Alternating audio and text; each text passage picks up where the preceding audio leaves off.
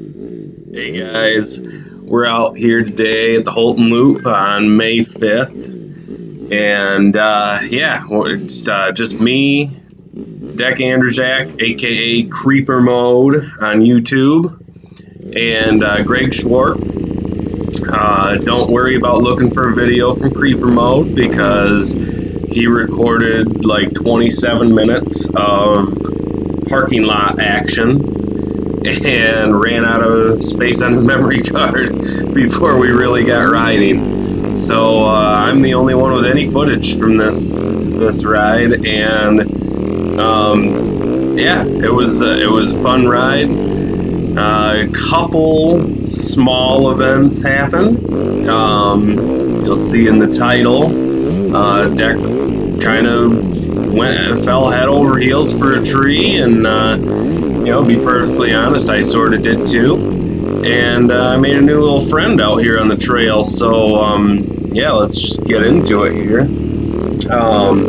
We're rolling through the first small section of the trailhead here, and you guys that know the trail know that the Holton Loop is like probably 80% whoops, and they're nasty whoops. And right here, I mean, I had the suspension sent out to factory connection.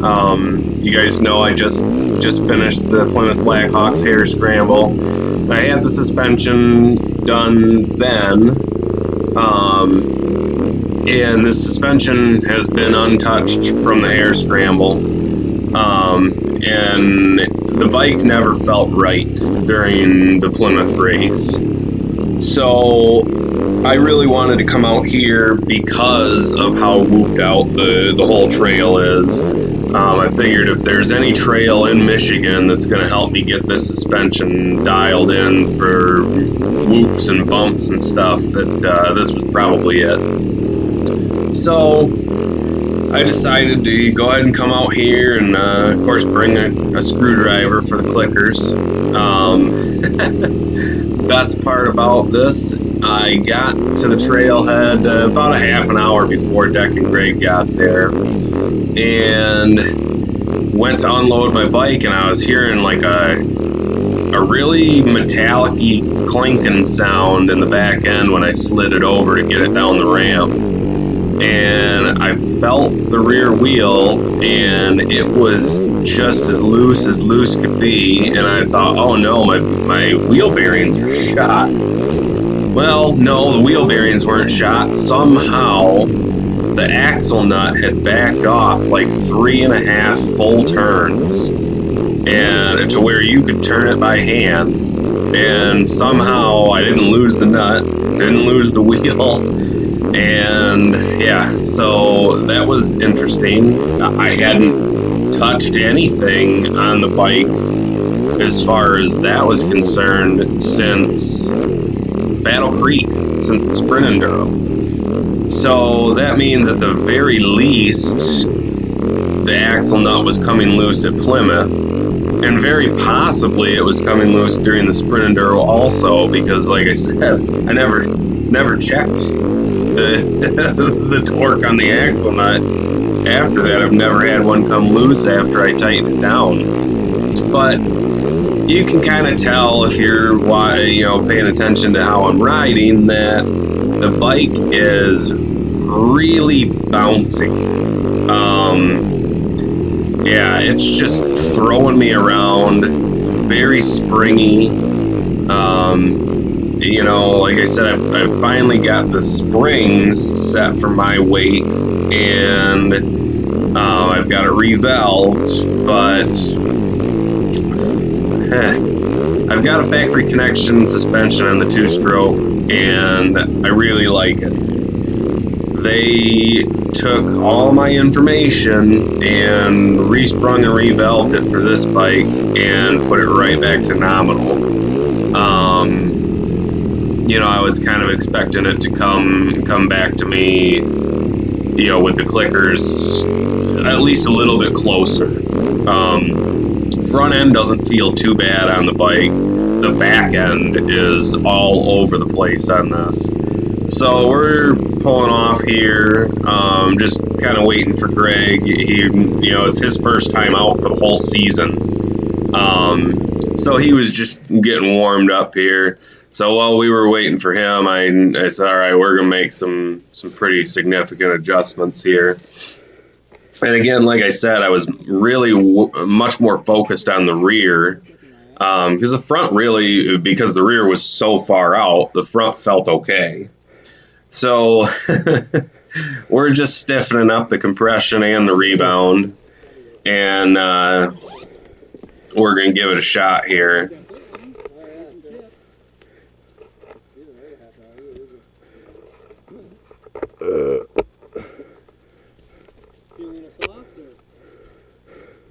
Yeah, it's beating the shit out of me.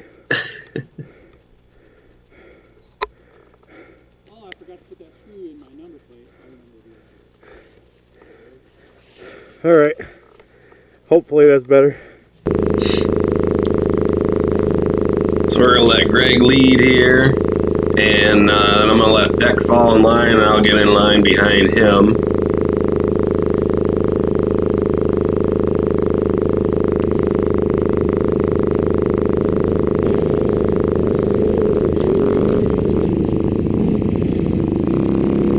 So from this point on, the rear end felt pretty good. I finally got it to a stiffness that I like, and the front end still felt okay.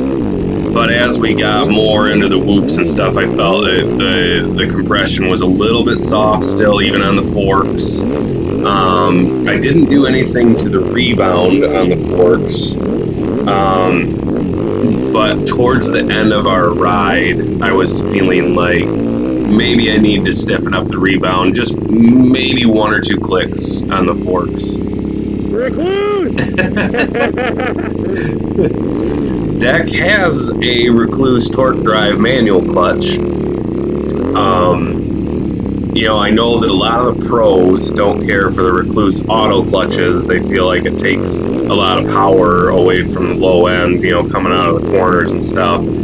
I'll tell you what, though, I've got the Radius X clutch in the 4-stroke now, and compared to the way that the Core EXP 3.0 hooks up in the 2-stroke, I really feel like this Radius X clutch it bites a lot harder. So, I don't know. I feel like they're getting better and better with every version of the auto clutch system that they make. And we gotta watch this here. This is where Deck's gonna fall in love with that tree. You good? Oh, he hung on for dear life there. Luckily the bike actually stood up in that tree, so he didn't have the bike fall on him afterwards. That's a good ride. I wish that I had gotten a picture of his hands, because when he went over the bars, his roost deflectors, or bark busters, cut into the tops of his hands. I mean, his hands were literally bleeding after this ride. I have never had bloody hands after a ride. So, he was saying that his, oh, there's my buddy. Looks like a little groundhog, I think. Definitely not the biggest groundhog I've ever seen, but boy, he was cruising, and he really didn't want to get off that trail. What was I saying? Yeah, I guess Deck was saying that his hands were hurting just from the day before. He had been doing a lot of yard work and stuff, and so his hands already hurt, and then when he went over the bars, his hands got all cut up, even with his gloves on. I was really shocked. So he pushed through, and you know, he was still riding pretty good today for the rest of the ride. I was pretty surprised. I think I probably would have slowed down a little bit after that coming off, but you know, he's always exciting to ride with. So at this point, yeah, we're coming up to, this is roughly the halfway point on the trail. This is where I had made a couple more clicker adjustments to the forks. And again, we're going to let Deck and Greg go ahead and follow along. And just kind of feel this suspension out. And we're just kind of cruising here. We had taken, at that midway point, we had taken probably a solid 20 to maybe even 30-minute break. Deck was feeling a little sore after his off there, and so I figured, you know what, it's a beautiful day. You know, it was like 68 degrees out.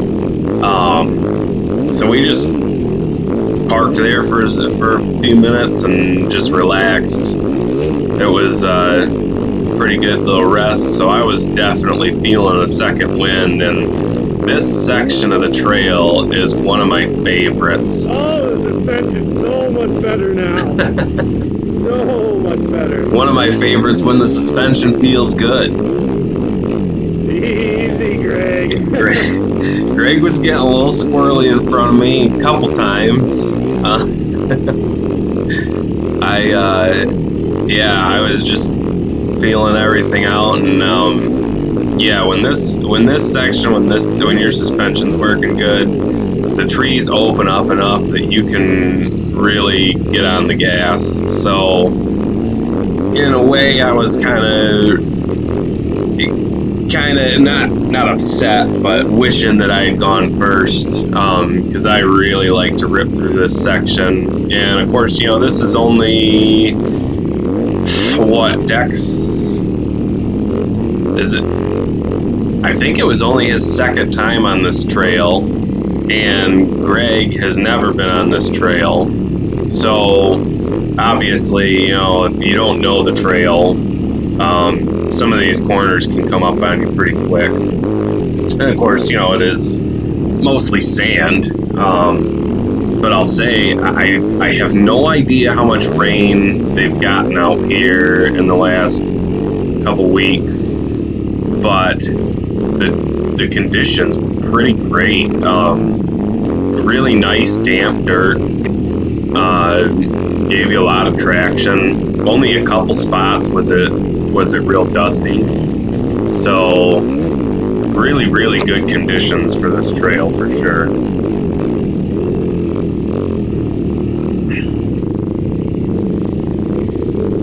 So right there, Greg just couldn't get his footing. I almost ran his foot over because I wasn't expecting him to almost come to a stop. So I was struggling to slow down in time to not run him over.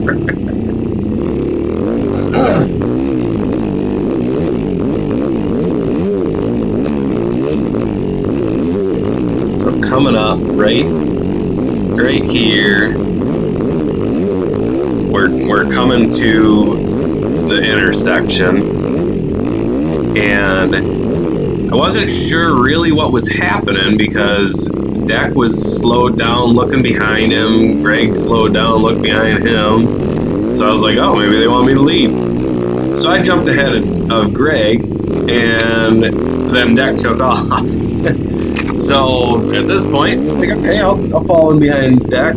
Well, then Deck wasn't sure which way to go, and if we had turned right there, I'm pretty sure that was just the turn to go to the north end of the loop. We had taken the south loop, and so we would have just gone in a giant circle there. So we definitely wanted to just go straight. And once I got in front of Deck, I was like, all right, let's start putting some speed on it. And boy, once I was able to get up to speed here, this was feeling really good. I was having a lot of fun. Of course, this trail, if you ride it at speed and you're not an expert rider, it will beat the tar out of you. And so by the next intersection, I was pretty whipped. Of course, everybody else was saying they were getting tired too, but yeah, we were trying to lay down some speed in this section, and like I said, this whole section from about the midway point to the next intersection where we stop, it's obviously still all whooped out, but the whoops are smaller, so it makes it a lot easier to ride, you know, at a higher speed without feeling like if you go into a whoop, you're going to go over the bars. So that's always, well, that was a little bit of a close call there. I guess the back end went down in that dip just a little bit deeper than I thought it was going to, and almost looped it out. But I think this section of the trail was probably the only section of the trail the whole day that I actually got up into third or even fourth gear. So yeah, we were ripping pretty good through here. It felt pretty good. I'm just gonna shut up for a second because it's more fun to watch without me talking.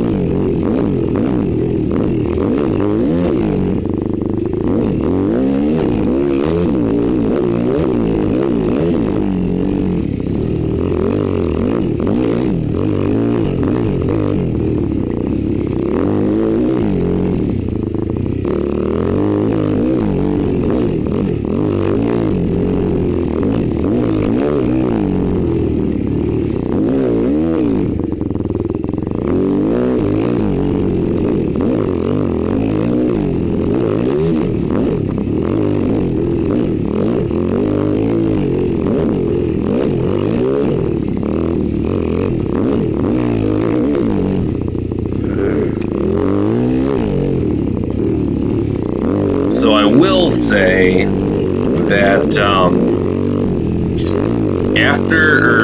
especially riding in terrain like this at speed, I definitely am missing having the left-hand rear brake on this bike.